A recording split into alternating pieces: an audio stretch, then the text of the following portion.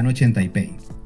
Una fuerte tormenta empieza a descargar sobre la ciudad, y un turista japonés se refugia en un desvencijado cine que, casualmente, en pocas horas bajará la persiana para siempre.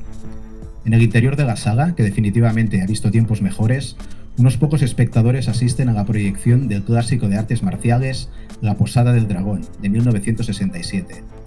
El resto de la concurrencia, en su mayor parte masculina, deambula en silencio y con la mirada perdida por los pasillos y los baños, mientras una taquillera coja recorre los más insospechados rincones del local tratando de localizar al misterioso proyeccionista.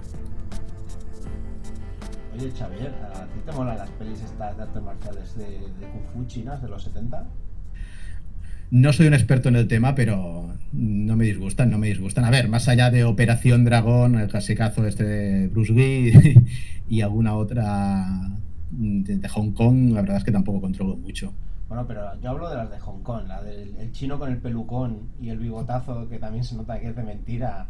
Hombre, sí, por supuesto, hombre. Que Cuanto más cutres, mejor. Claro, que le invierte la velocidad, hacen que salta, que se sube como a un árbol, pero en realidad es que le han dado marcha atrás a la velocidad. En realidad el tío saltaba, pero le han dado para atrás. y van sin cuidado y el pájaro se ve un pájaro al fondo que va a marcha atrás también, ¿eh?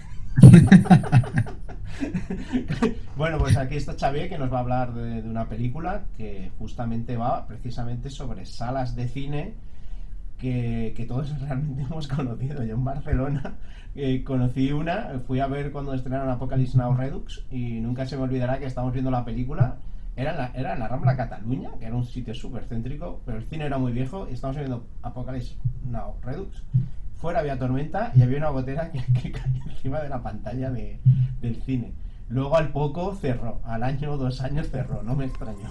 Goodbye Dragon Inn, dirigida y coescrita en 2003 por el taiwanés Tsai Ming Liang, es una de esas películas que se aman o se odian.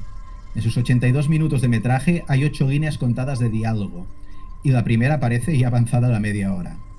Los planos son tan bellos en el aspecto visual como exasperantes por su duración, casi eterna, y una rígida estaticidad.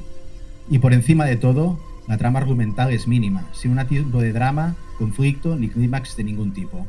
A pesar de todo esto, o tal vez en buena parte gracias a ello, Goodbye Dragon Inn es una película que, en mi humilde opinión, aborda de forma magistral 2 conceptos que considero claves para entender esto que llamamos exploración urbana: espacio y lugar. Pero definamos primero a qué nos referimos con cada palabra. Según el geógrafo chino-estadounidense Yi-Fu Tuan, aunque los términos de espacio y lugar puedan parecer sinónimos y habitualmente se usen como tales, en realidad se refieren a 2 cosas esencialmente distintas. A grandes rasgos, por espacio entendemos una extensión física que puede ser medida y delimitada. Es un concepto abstracto y a menudo considerado neutral, sin un significado intrínseco hasta que se le añaden experiencias y contextos humanos.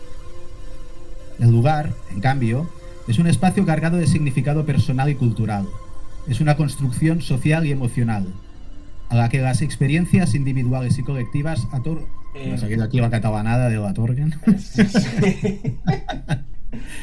El cerebro bilingüe es muy jodido, ¿eh? Tiene los 2 hemisferios, ¿no? El catalán y el castellano. Sí. Bueno, tú has visto, ¿no?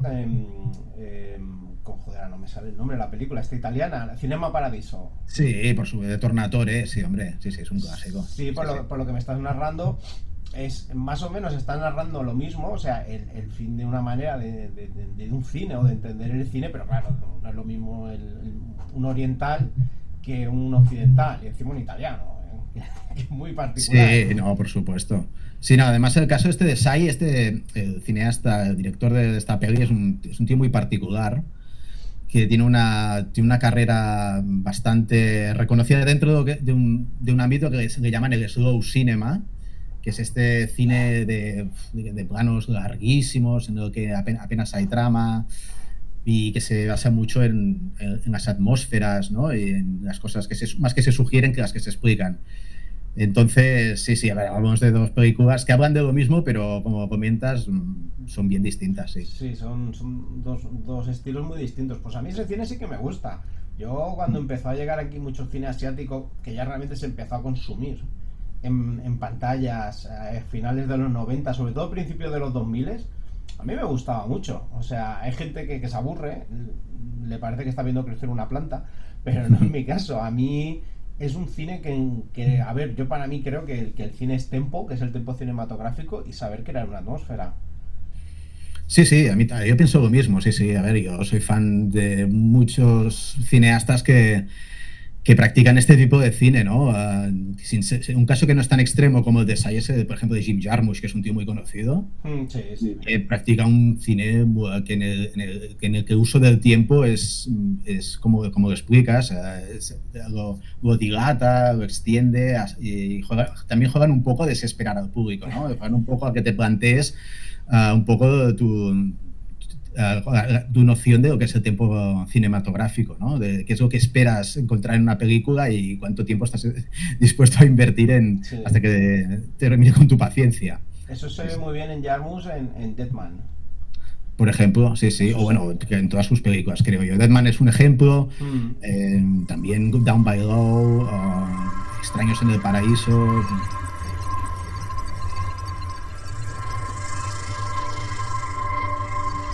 El cine anticuado donde se desarrolla Goodbye Dragon Inn es un ejemplo perfecto de esta dicotomía entre espacio y lugar. Es un microcosmos del mundo exterior, una cápsula del tiempo que ha quedado al margen del devenir de la historia. Es un vestigio de tiempos ya pasados, en el que ver una película era una experiencia colectiva, un ritual que implicaba encerrarse durante un par de horas en una sala oscura y evadirse de la realidad junto a un grupo de desconocidos. Su decadencia refleja la desaparición de varias viejas formas de cultura y de entretenimiento, así como la transformación de la ciudad y de la sociedad que lo rodea. Así pues, la sala de cine es más que un simple espacio físico. Es un lugar cargado de memoria histórica y personal. Los pocos personajes que aparecen en la película tienen una conexión muy íntima con el lugar. Los escasos espectadores, los trabajadores del cine y los fantasmas del pasado se mezclan en una especie de danza melancólica. Los planos largos y silenciosos captan la presencia y la ausencia de las personas y crean una atmósfera en la que se palpa la memoria del lugar. El cine se convierte en un testigo mudo de las historias personales y colectivas, evocando de este modo un sentimiento de nostalgia por un tiempo que ya no volverá.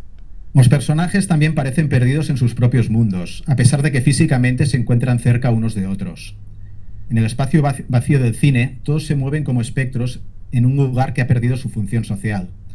La conexión entre los individuos y el lugar se hace patente en su alienación y en el modo en que el cine, un lugar destinado a ser un espacio comunitario, se transforma en un lugar donde se comparte la soledad.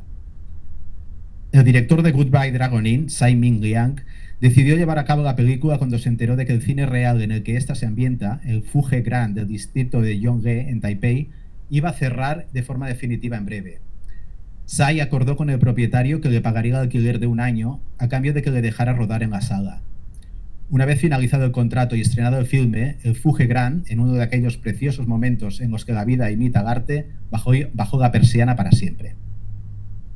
Si tenéis curiosidad por saber cuál es el estado actual del cine, las últimas fotos del interior las consiguió un explorador inglés en 2018, 15 años después del rodaje. Actualmente la mayor parte de las instalaciones se encuentran cerradas a cal y canto, y en lo que un día fue el vestíbulo se encuentra, hay la ironía, un comercio de DVDs pornográficos. Joder, macho, tío. Bueno, mira, Cinema Paradiso, si te acuerdas, era que se reconvertía en sus últimos días en una sala porno. Pues sí, bueno, y es la historia de tantos cines, ¿no? Que terminaron así sus últimos días. En Barcelona, creo recordar también que en muchos cines de barrio. Yo recuerdo el caso de uno porque me pillaba cerca de donde estudiaba, creo que era en el Raval, creo que era en el Bon Succés, creo que se llamaba. También era un cine de barrio, de estos de sesión doble, que al final acabó siendo un cine porno y que atraía, bueno, imagino que a lo bueno y mejor de cada casa. Bueno, y si te acuerdas, esto que claro, yo empecé a trabajar en Barcelona con 18 añitos. El último cine porno, que creo que era además de España, no solo de Barcelona, estaba, si te acuerdas, en Sants. Era en Plaza España, cuando tirabas dirección Sants. Puede ser, sí, Sí, sí, sí. le hicieron una Yo zapatería. recuerdo, había uno, no porque yo fuera, ahora que aquí la gente se va a pensar Pero lo ¿cómo que era no, por dentro, Xavi? sino porque había uno en Plaza Urquinaona, que era un punto donde solía quedar a menudo con los amigos entonces de la universidad, quedábamos en la boca de Metro Urquinaona y había uno ahí que tenía la marquesina y algo grande, con todos los títulos de las películas, sí, sí. Sí, sí, pues este de Sans es gracioso porque yo siempre que pasaba había el, había el mismo. Bueno, a mí me tocaba mucho trabajar de noche por mi trabajo y estaba siempre fuera el mismo señor calvo con gafas, que yo me imagino que debía ser el dueño o el portero. El asunto es Ujú. que cuando cerró, pues, y abrieron una zapatería, fui por curiosidad, pero por curiosidad solo de ver cómo eran de extensión. Y por ejemplo, era enano, era un cine, debía de ser un cine muy muy pequeño porque la zapatería no era muy grande. Así como por ejemplo, yo trabajo para una cadena de supermercados que tú, o trabajé, por suerte ya no, para una cadena de supermercados que tú conoces. Esta Ujú. cadena, así como Zara se encargó de comprar todos los cines del centro de Barcelona, todos los cines de aquí del centro de Alicante los compraron esta cadena de supermercados. Ah, Y ah. entonces yo he tenido la suerte de que me dejaban, por temas de mantenimiento, subir, por así decirlo, a los falsos techos. Y es que un supermercado es grande, pero es que el cine aún quedaban dos, eran 2 o 3 veces más grandes. Y veías lo que era la pared de moqueta, con las vigas de madera, veías el hueco donde estaba el Ujú. proyector, veías donde estaban las butacas, pero ya no quedaban butacas, quedaba solamente lo que es el cemento donde iba. Y me pasó con 3 o 4 cines que solo en la ciudad de Alicante abrieron esta cadena de supermercados. O sea que dentro de lo que cabe respetaron bastante lo que era la estructura original, ¿no? Del lugar No, no o no respetaron, quisieron invertir mucho tampoco no respetaron absolutamente nada. Sencillamente es que contrariamente al cine porno de Sans, pues no era grande. Estos como eran cines de los de antes con platea y anfiteatro, eran enormes. Y no nos olvidemos que antes, claro, si es un cine con platea y anfiteatro, se construye mucho en vertical. Claro. Entonces, por así decirlo, la planta de abajo, pues sí, construye su supermercado, pero toda la parte de arriba es hueco que sigue habiendo. Pues eso no lo habían tocado. Seguías encontrando el hueco donde estaba la pantalla de proyección, veías dónde estaba el hueco de la cabina, veías dónde estaba todo. Pero ya te digo, a mí me chocó mucho ver las paredes antiguas de cine de los 60 de moqueta con vigas decorativas de madera. Incluso recuerdo que alguno tenía hasta algún altavoz viejo por ahí cogiendo polvo del cine. Y bueno, tú Ujú. nos vienes a hablar de un cine que fue el cine de tu vida, que fue muy importante en tu infancia, ¿verdad? Así es.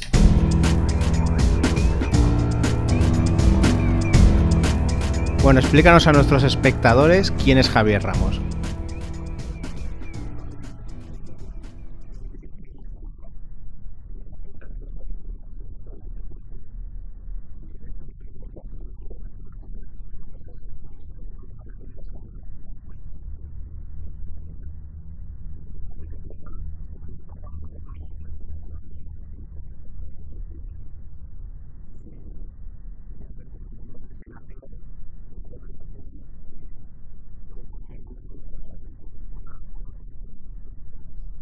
¿Por qué rescatar estos lugares del olvido? ¿Por qué crees que es bueno rescatar esos decorados abandonados o esos sitios donde se rodó, ese paisaje donde se rodó una película y queda nada, queda prácticamente el recuerdo, porque en muchos casos ni construyeron decorados?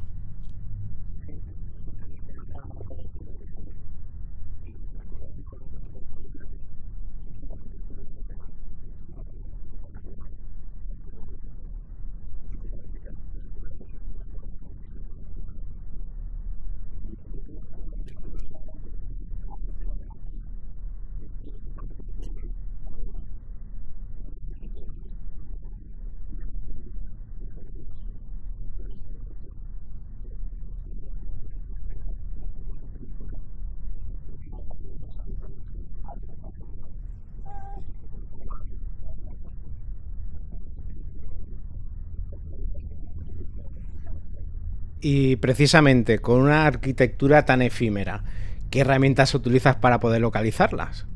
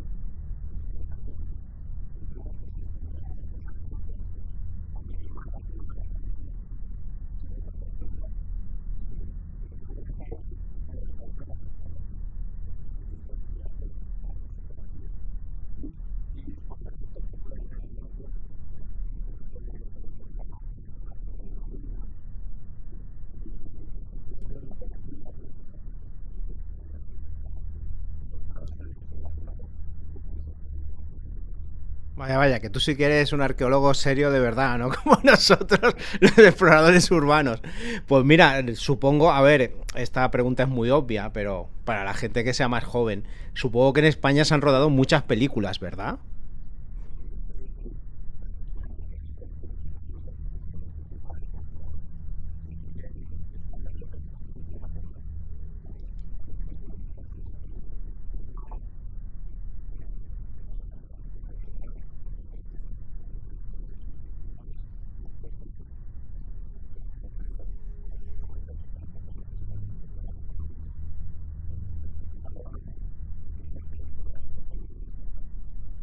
¿Cuál consideras que es tu mayor logro en rescatar del olvido un lugar, una localización o un decorado abandonado? ¿Cuál es el que guardas mayor cariño?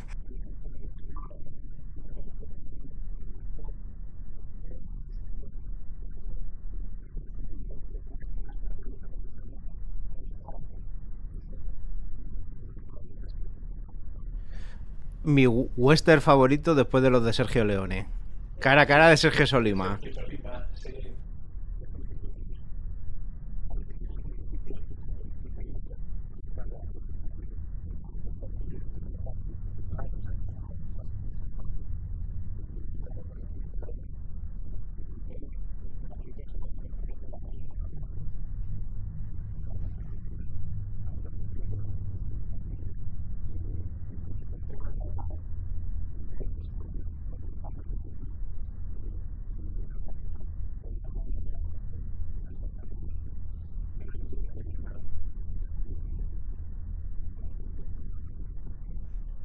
Sí, además, mira, fíjate, yo estuve este verano en Madrid con un compañero, explorador solitario, a quien le mando saludos, y estábamos buscando unas vías de tren abandonadas y un trazado, y me quedé así mirando y dije, aquí han rodado cara a cara.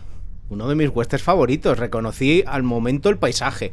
Luego ya lo que dices tú, ponerte con el tema ya de encontrar la piedra exacta, el lugar exacto, eso ya es más complicado. Bueno, estáis escuchando a Mini Leone, que está está potrosillo de todo lo que tiene ser padre y podcaster. Espera, te voy a lanzar una pregunta trampa. ¿Cuál es tu director de Spaghetti Western favorito? Y no vale citar a Sergio Leone.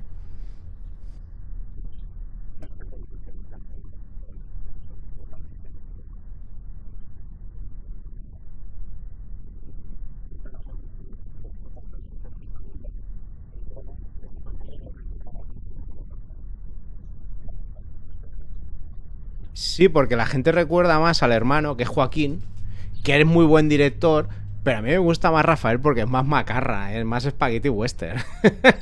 Es mucho más spaghetti, el otro es como más western clásico, Joaquín Romero Marchén.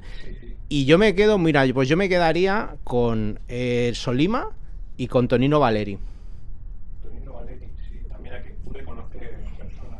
Ah, en el Festival de Cine de Almería. Ah, ¿y eso? Explícanoslo.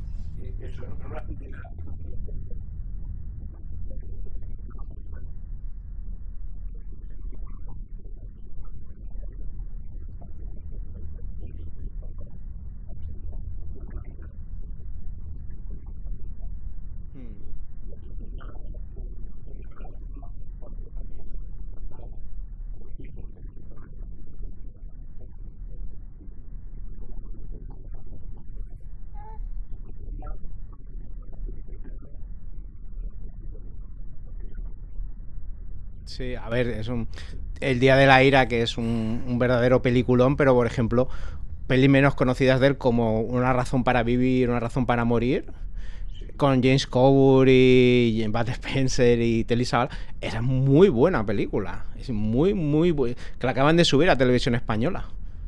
Y es muy buena película. Sí, Rizzo Tolani, que era un muy buen músico, es quien le hace normalmente las bandas sonoras, pero es que incluso el que sería su western más flojo, que es el de... ¿Cómo era? Cazador de forajidos, con Greg Hill.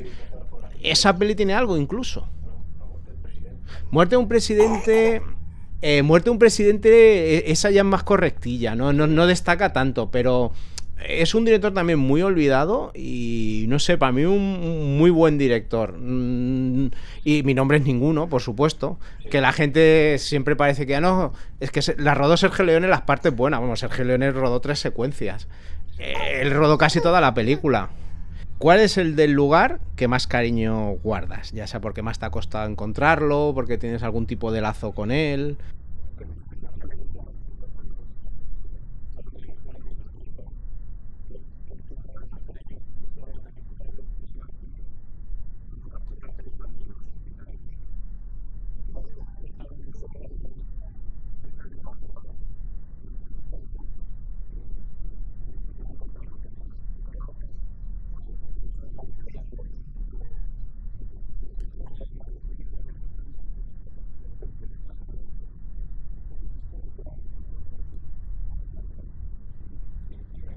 Me creo que seas arqueólogo, porque madre mía, para encontrar eso que básicamente es bosque, eh, eso es complicado encontrarlo, ¿eh? Realmente que esa primera secuencia es impresionante y te sitúa muy bien en el tono que va a ser la película.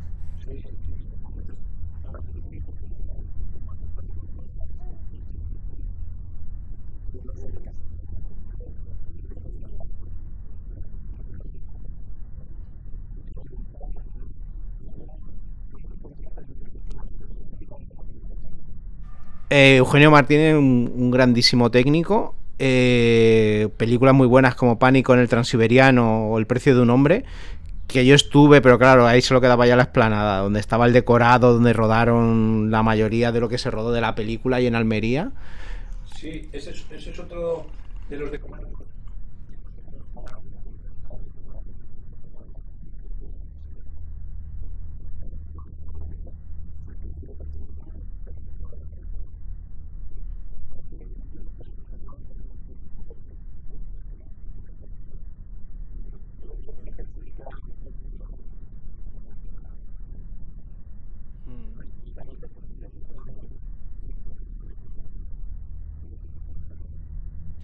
Yo a mí la verdad, a mí lo que me impresionó mucho, yo la primera vez que empecé a ver todo esto, esta arqueología fílmica, es precisamente con Juanen, que lo conocemos los dos, de Almería Cine. Yo me acuerdo cuando ponía en Facebook fotos de, bueno, pues me fui caminando durante una hora y encontré el resto de la valla de tal fuerte, Frost Brownie. Y luego encontré un rollo de bobina de no sé qué. Luego la riada ha hecho aparecer un coche de los jeeps que explota. No sé, es como una labor de arqueología fílmica que Sí, mola mucho. sí, de hecho, no sé.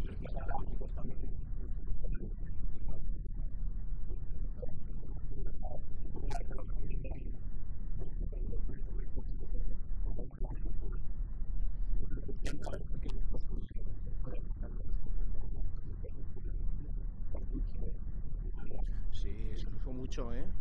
Es mucho.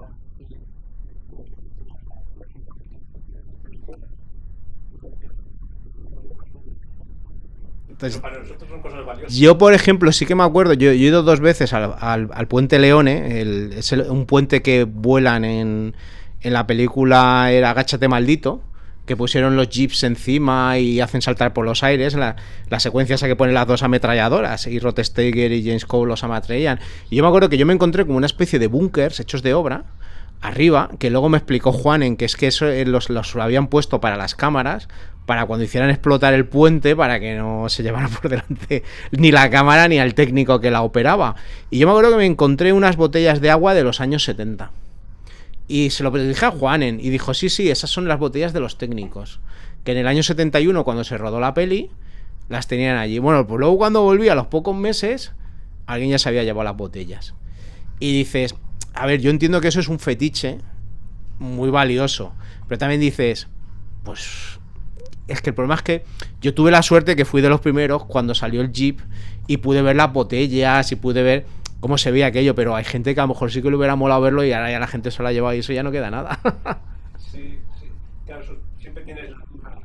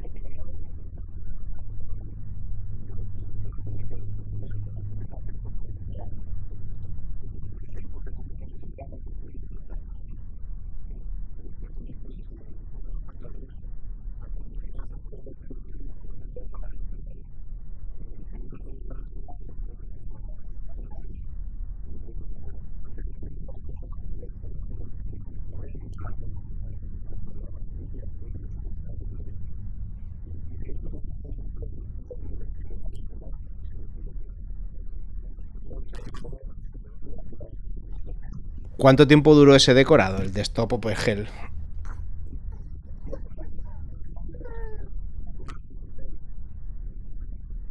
Ya duró, ¿eh?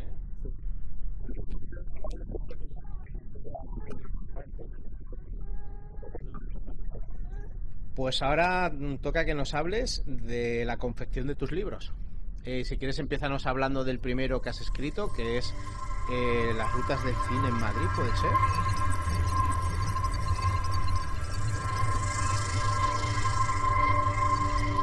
Y bueno, tú nos vienes a hablar de un cine que fue el cine de tu vida, que fue muy importante en tu infancia, ¿verdad? Así es, sí. En este caso, hoy voy a tener que barrer para casa y voy a hablar de un cine que fue parte, como has dicho, fundamental de mi infancia y mi adolescencia en la cada vez más lejana década de 1990. Y este lugar fue el Cine Delfos de mi pueblo natal, que es Pineda de Mar, en la comarca barcelonesa del Maresma. Delfos abrió sus puertas en el número 6 de la calle Comtal en 1948 y pronto se convirtió en uno de los principales centros de ocio de Pineda.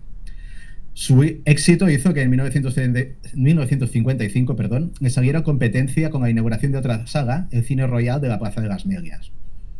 Y hay que hacer un inciso. Estamos hablando de dos salas comerciales en un pueblo que por aquel entonces tenía 3.500 habitantes y que todavía estaba saliendo de la posguerra. Entonces yo creo que esto nos da una idea de la relevancia que tenía la industria del cine en esa época y también nos ayuda a entender la obsesión del poder político, en este caso del régimen franquista, por controlarla. Todas esas películas de los marineritos, de blanco y todo que se hacía. Sí. De eso vamos, sí.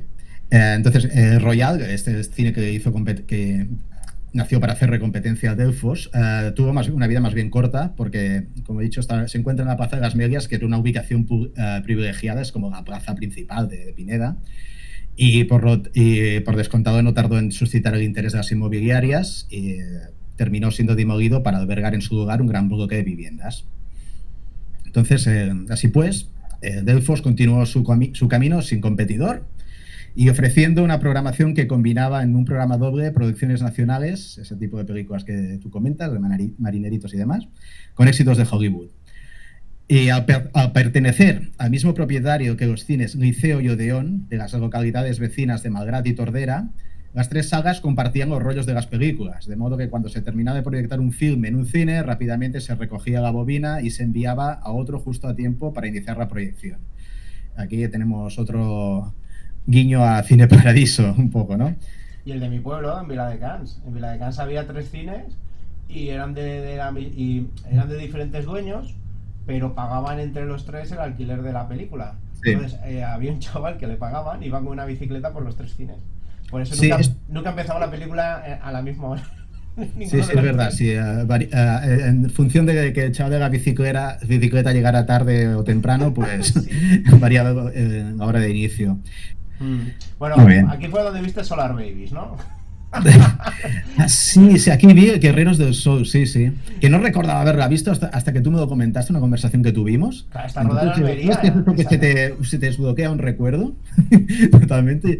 No, sí, es verdad. Y la vi en este cine en una sesión de tarde, sí. Claro, tío, es una peli de estas que los americanos rodaban en Almería y hacían ver que era el fin del mundo, California. Pero a ver, una pregunta, ¿esto qué era? ¿Un cine de verano destapado o era un cine todo el año? Era un cine todo el año, que en verano también organizaba sesiones al aire libre. Vale. Pero era un cine, una sala cubierta, una única sala, y que ofrecía películas así en programa doble.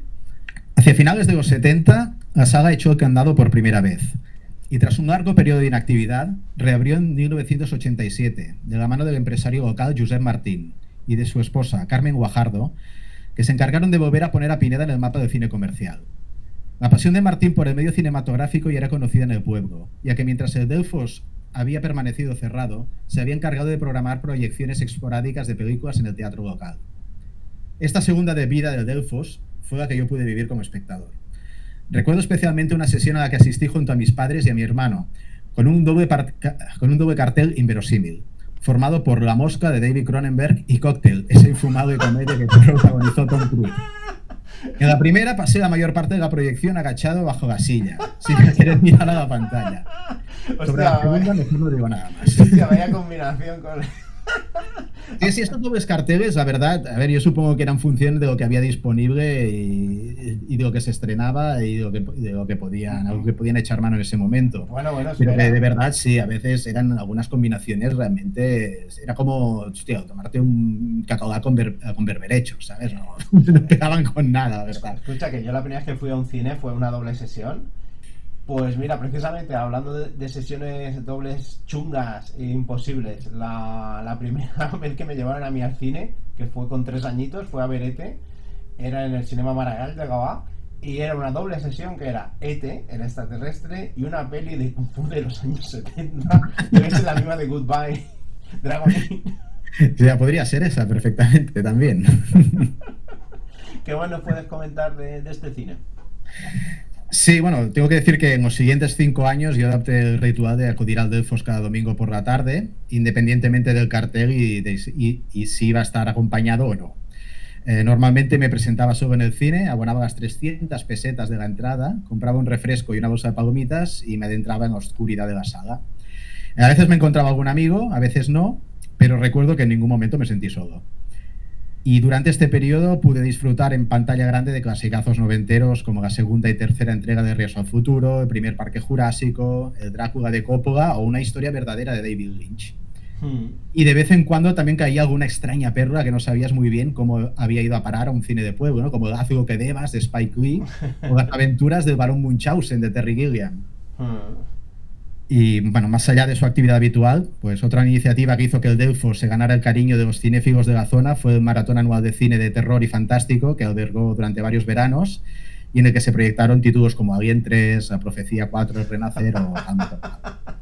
Pero esos maratones molan muchísimo, tío. La peña va con las cervezas y va a pasárselo bien. Sí, sí, sí. No, como digo, que, digamos que era más que un cine, eso era una iniciativa de animación cultural para el pueblo tremenda. Sí, sí. Tengo que decir que, mira, por desgracia, la vida de Delfos no se alargaría mucho más allá del nuevo milenio. Los primeros problemas ya llegaron en 1997, cuando el propietario del local anunció a Josep Martín, el empresario, su intención de rescindir el alquiler para derribar el cine y destinar el suelo a uso residencial. La única manera de evitarlo era adquirir el edificio que estaba valorado en 60 millones de pesetas, unos 360.000 euros. Toma ya. Sí. Una campaña popular recogió 1.300 firmas para solicitar al ayuntamiento que tomara cartas en el asunto y se implicara en la preservación del cine. Martín llegó a proponer que el consistorio avalara parte de la cantidad que pedía el propietario a cambio de ceder el local para la celebración de eventos en fechas señaladas. La verdad es que no he encontrado la manera de saber a qué tipo de acuerdo llegó Martín con el Ayuntamiento de Pineda, pero en los siguientes 5 años la sala acogió recitales de artistas como Raimon o María del Mar Bonet.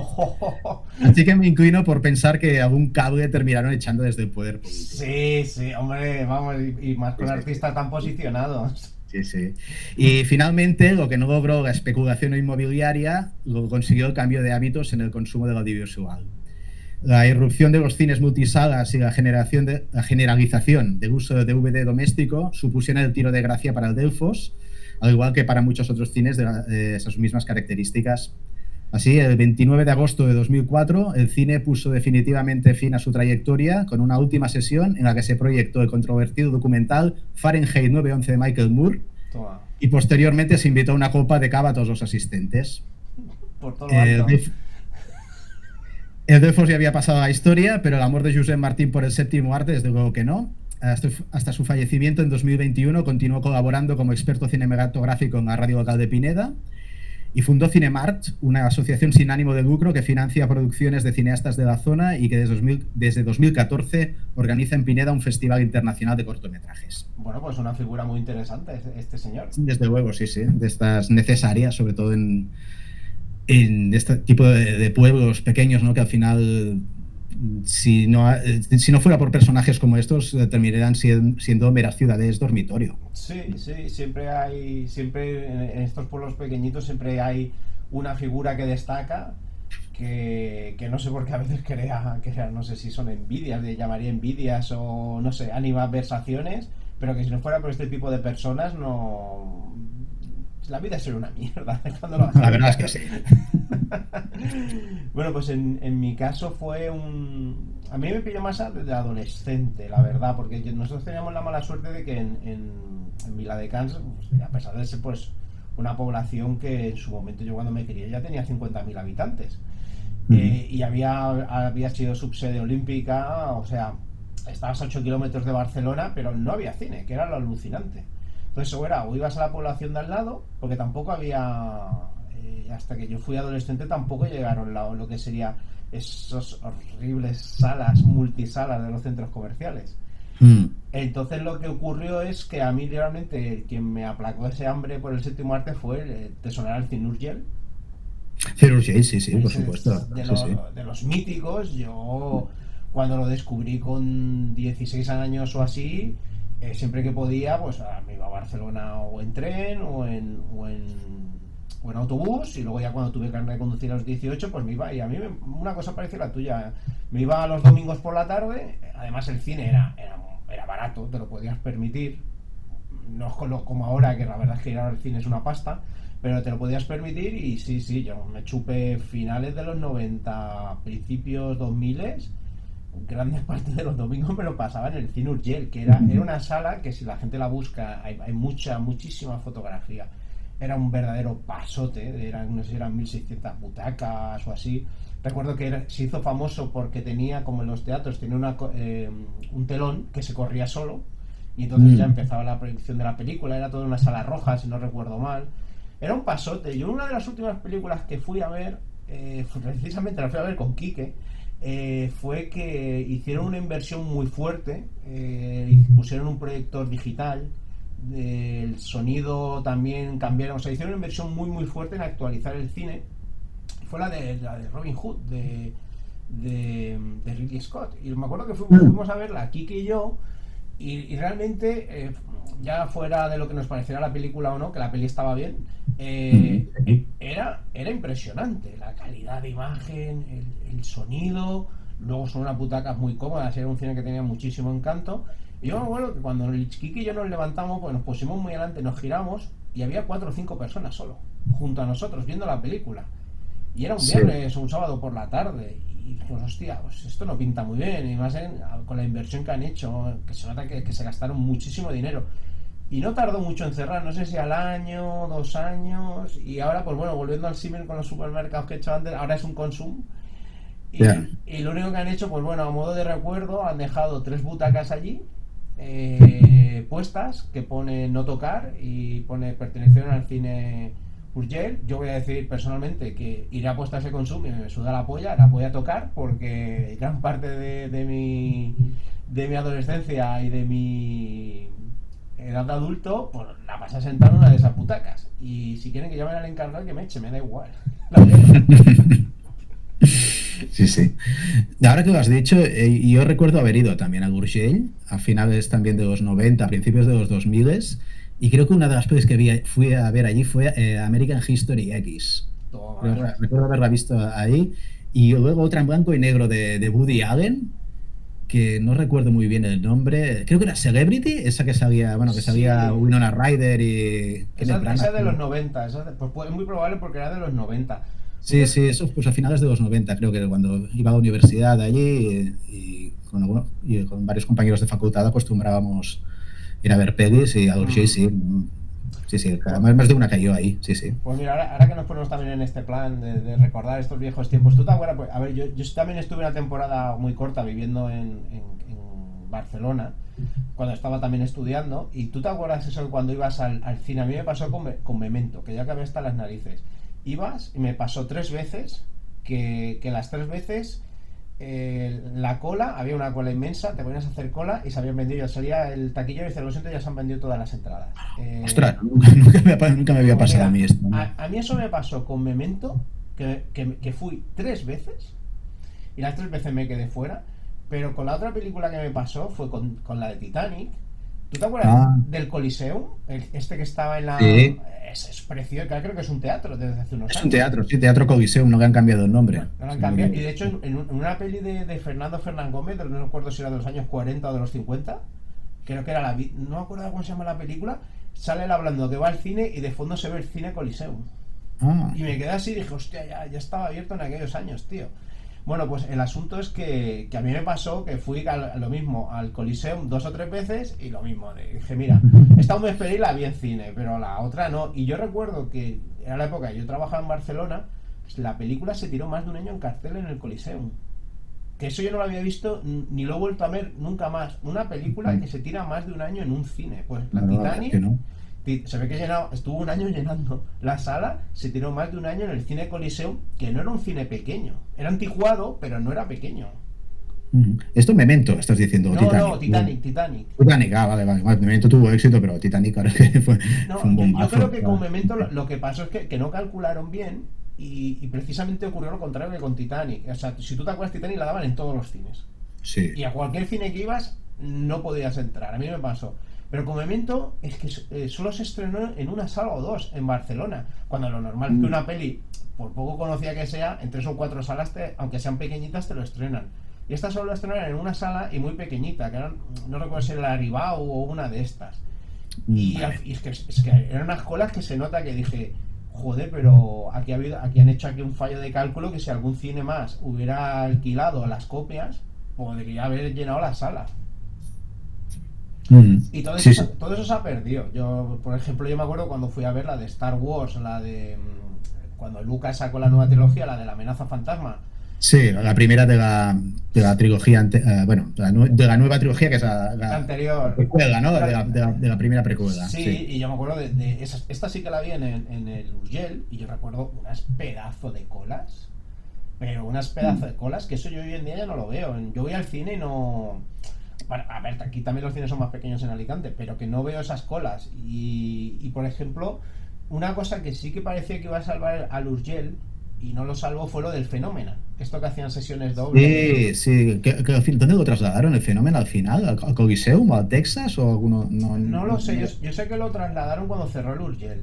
Sí, porque tengo entendido que Fenómeno sigue en activo. Sí, sigue en activo. Yo recuerdo que yo fui a ver una sesión que daban La Cosa de John Carpenter y la de En Busca de la del Templo Maldito de Indiana Jones. Y hicieron una sesión doble y yo, es que no cabía más gente, tío, en el cine. Dijo, hostia, pues a lo mejor este es el sistema, pero bueno, no aguantó el paso del tiempo, desgraciadamente, el cine, como le está pasando a muchas salas.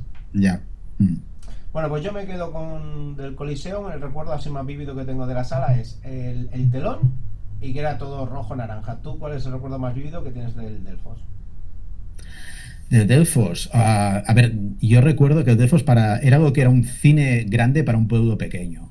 Yo creo que sería la mejor definición que podríamos hacer, porque era un edificio de planta baja, bueno, sí, tenía una planta arriba, pero que no se utilizaba, pintada de rojo potente, rojo sangriento, que tenía dos aparadores inmensos donde ponían los carteles de las películas, y al entrar, bueno, te encontrabas la taquilla, una máquina de Coca-Colas, que no sé por qué la tenían ahí, porque también tenía una barra, y una de palomitas que tenía la típica tonada de la máquina de palomitas de maíz, ¿no? Sí.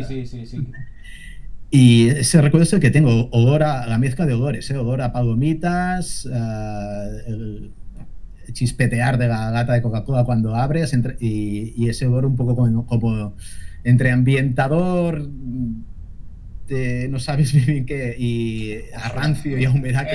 Los ambientadores son terribles.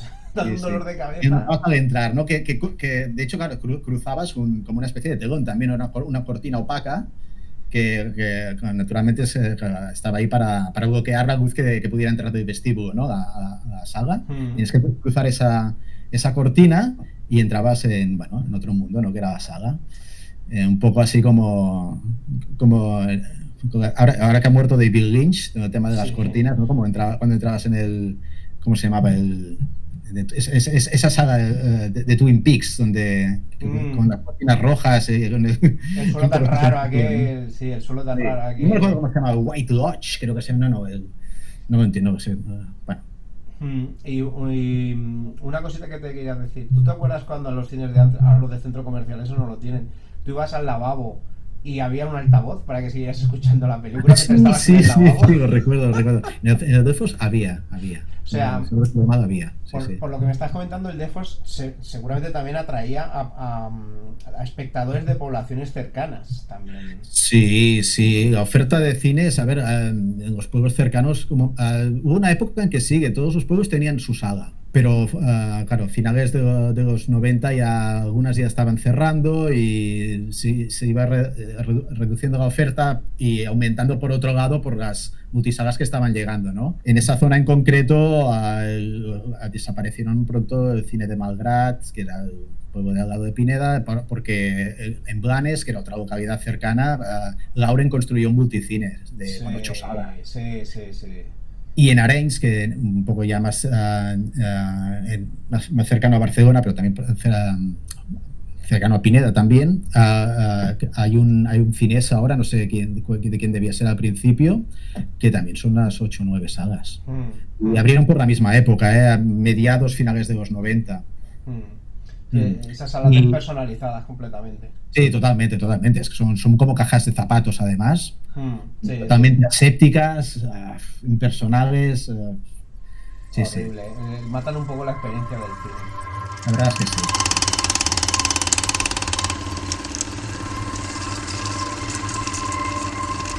Pues ahora toca que nos hables de la confección de tus libros.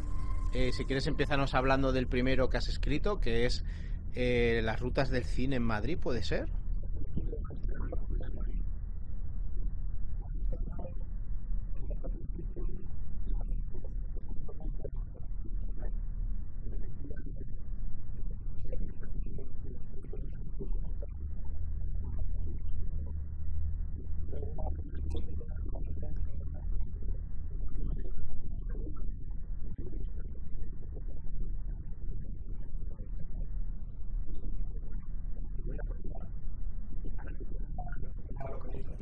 Perdón que te interrumpa, doy fe de ello, que los blogs se pierden. Has hecho muy bien en imprimirlo en papel. Continúa, por favor. Sí, sí, es lo pensé que también.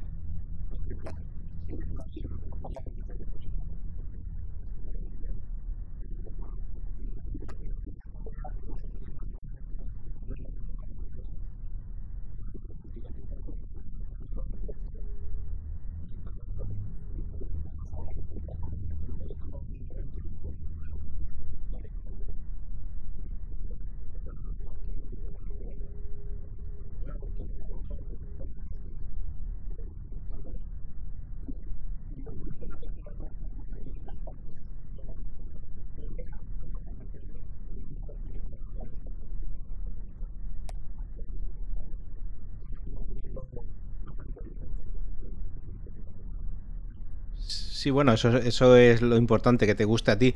¿Cuánto tiempo te llevó escribir el libro?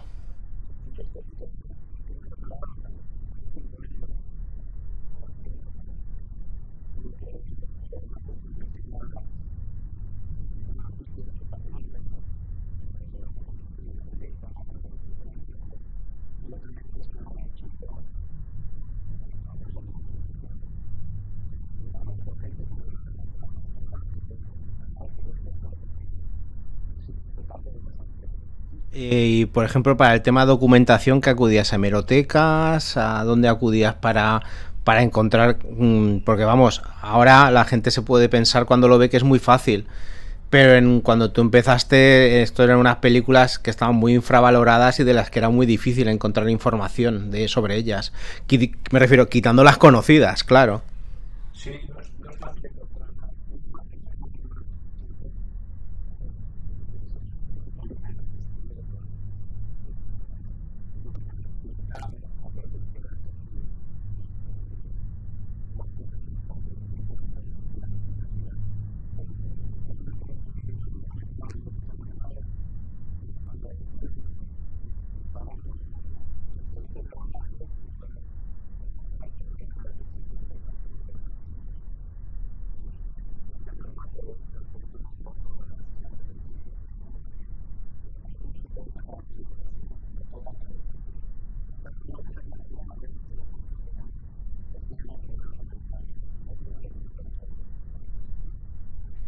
Y en los pueblos de los alrededores, ¿encontraste a esa gente que trabajó en dichos films?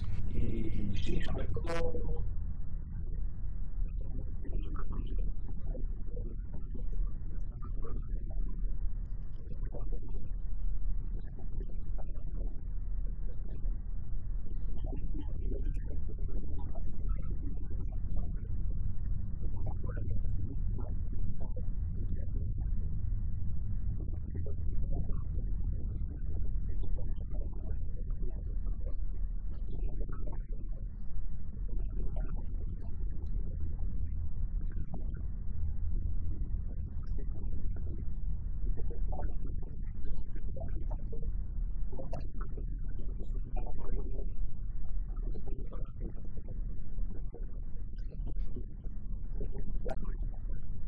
porque pocas veces se ve como un posible negocio futuro los decorados para atraer gente, turistas y ganar dinero. Solamente ha pasado pocas veces, como en Almería, con los poblados que aún se mantienen en pie y que se han conservado y se explotan como parques temáticos. Y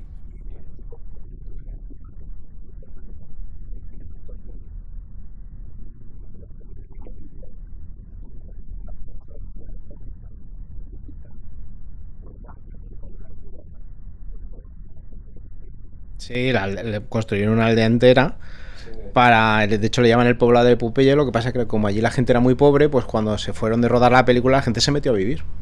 Y lo han mantenido y es el hogar de la gente.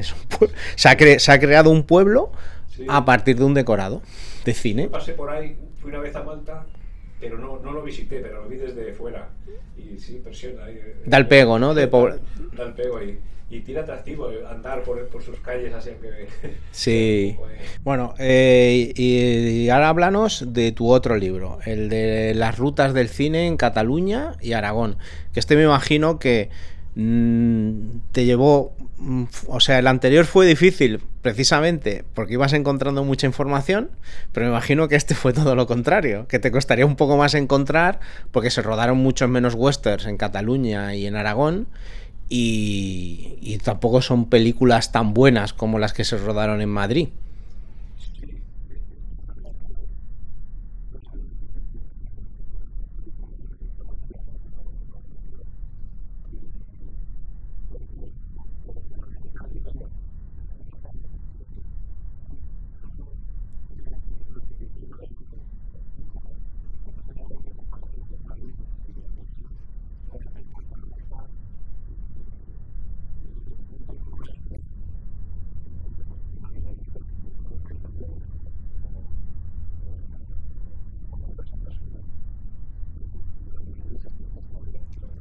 Pero yo sí he ido a Cataluña también a localizar. Hostia, con su moto.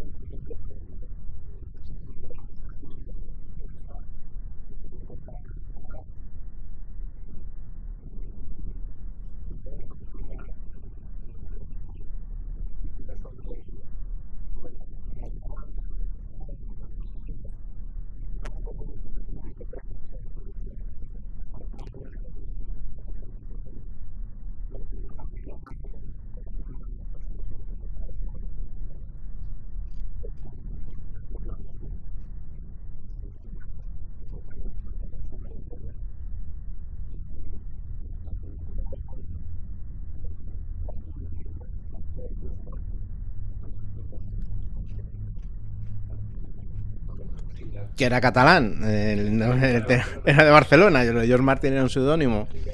Era Francisco Martínez Pereiro, que era atleta.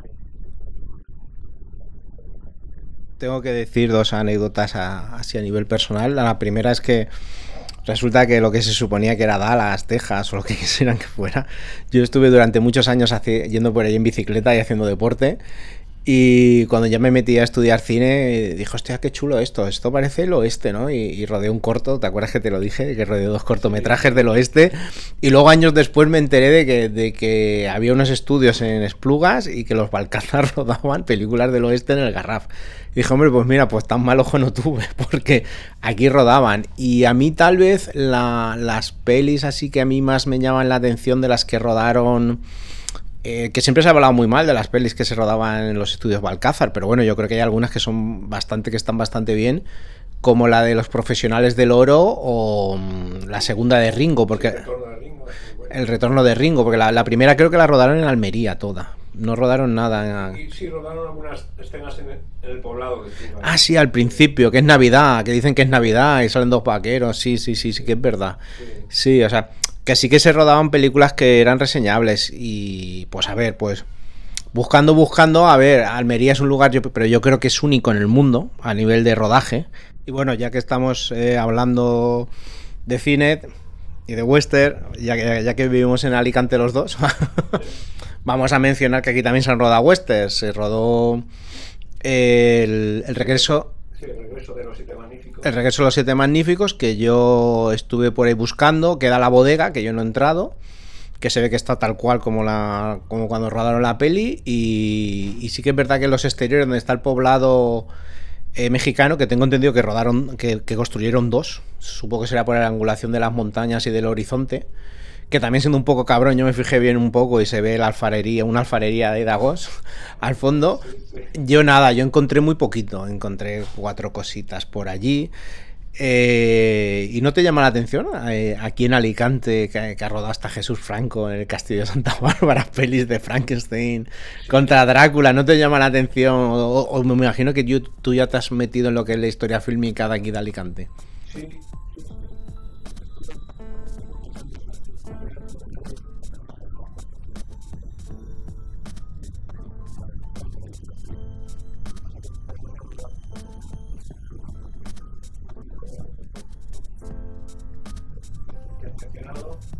Y otro se llama Kim Rodelo.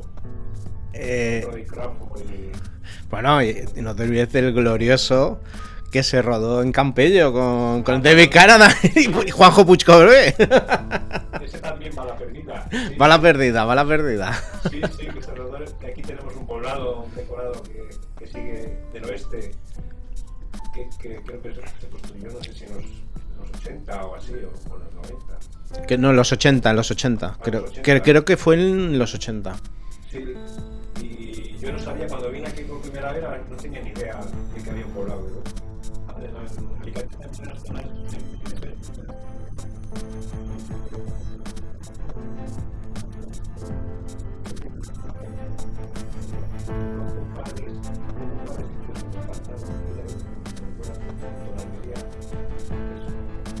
Por el río Monegre. Buah, eso es impresionante. Parece Australia. Sí. Ahí han rodado pelis, pero modernas, con Colin Farrell. Sí. Que da el pego total, da el pego. El Cañón del Montnegre a mí me parece como uno de los... No lo conoce ni la gente de aquí. Y es un sitio súper fotogénico y es lo que dices tú, muy cinematográfico.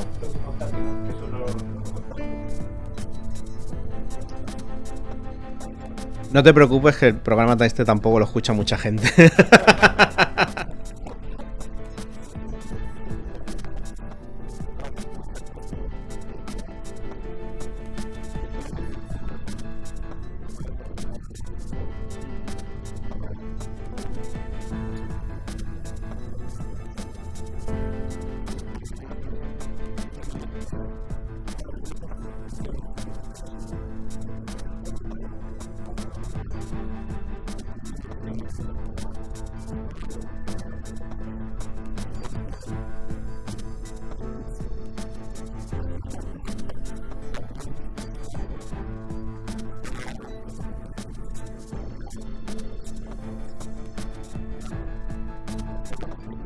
Los hermanos Clayton, ¿no? ¿Eran? Clayton. Sí, creo. No, puede ser que sea así, no lo sé. Sí.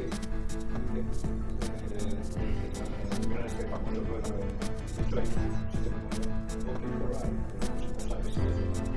Clayton. Ya, es que los americanos saben muy bien venderse. Saben muy bien venderse.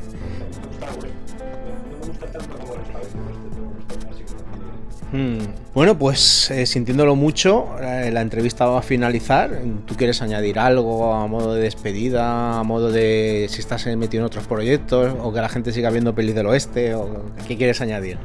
Sí. Bueno, el oeste,